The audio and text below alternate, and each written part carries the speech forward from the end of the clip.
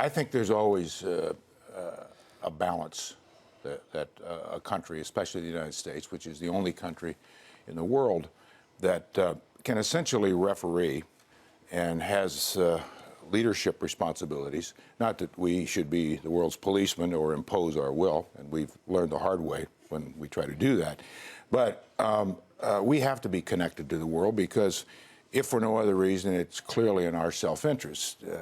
Economic prosperity is anchored by stability and security.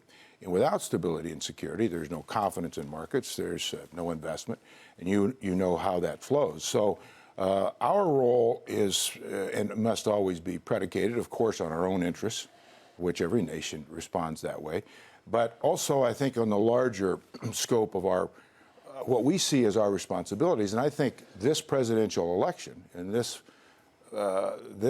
current political environment is going to, I hope, over the next 6 months, really start focusing on that, because we haven't had a real strong, intense national debate about how much does America want to invest around the world.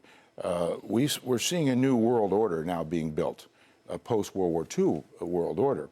And I don't think America can retreat from that.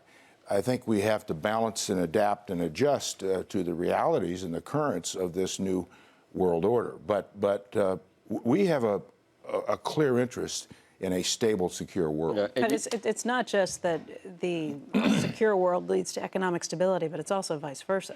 You can't have one without the other. If America decides to forfeit its responsibilities that we have taken on since World War II, and I think they've been worth it, we've made mistakes, it's imperfect, but then let's ask this question. The next great power, will it use its power as judiciously and benevolently as America has used its power?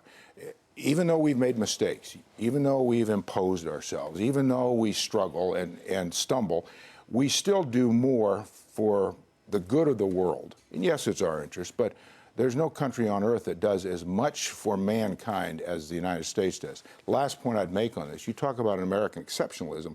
I believe that, but we don't need to go around the world and tell everybody that we're exceptional. I think every country, everybody, their families, their backgrounds, their religions, their culture, they should be proud of that. And they should believe in that. We are who we are, and I don't think we need to go tell people how great we are.